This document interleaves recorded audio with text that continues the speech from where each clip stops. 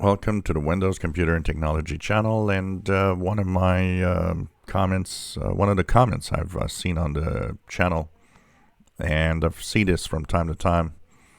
People have the impression that Facebook has flaws that make people lose their accounts and get hacked, and that it's a problem with Facebook. And it's not entirely false in a way, and the problem is Facebook, because Facebook Messenger is one of the places where a lot of the things happen, where you can lose control of your Facebook account with fake links, and that probably Facebook could have a better grasp on trying to block those in general. But the big majority of the problem of people getting their Facebook accounts hacked is very simple. It has to do with the fact that people are usually lazy with their security. Lazy in security, what does that mean? That means password is really too simple. And remember that, using a very simple password or just a word as a password is not acceptable. You will get hacked. There are people out there try all of the accounts and try to hack because of bad passwords, and that's a big chunk of hacking. The passwords, when they're too simple, is very easy to get into accounts. That's why we say make complex passwords that are not words, and there's a mix of letters, numbers, and all sorts of characters in upper lower case. Now, there's also another thing that prevents, and this is one of the really good ways of being safe on Facebook, is to enable two-factor authentication. This will either call you or send you a text message or an email to let you know that your account is being accessed by another computer.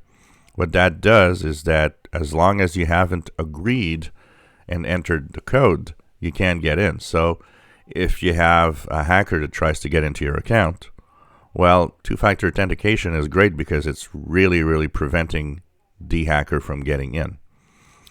The other thing is, sometimes you have other options to log in with accounts like Facebook, and make sure that the questions, if you use a questions with answers system, that the questions are not too easy to find out. For example, what city you live in?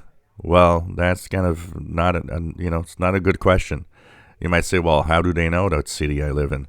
There are multiple ways to know where you are located by simple little things that you can look at, including it could be, even pictures on your Facebook account that are visible to everyone, like the ones that are on your account, your main account. Stuff like that. There are all sorts of ways to know where you are, and that's a bad way to do it. One of the things to avoid on Facebook also, all of these questions, where were you born? Yeah, right. And give all of that detail. These are all personal questions that can in some way have a link to your private questions and some of the accounts that you may actually use. What color you like and all sorts of things like that. These are there to really get as much data about you as possible. And last but not least, the famous messenger links. Do not click any messenger links from anyone, especially when there are a lot of them that are weird, like, oh, is this you in this video? Of course you want to click, you want to see if it's you. What's that all about?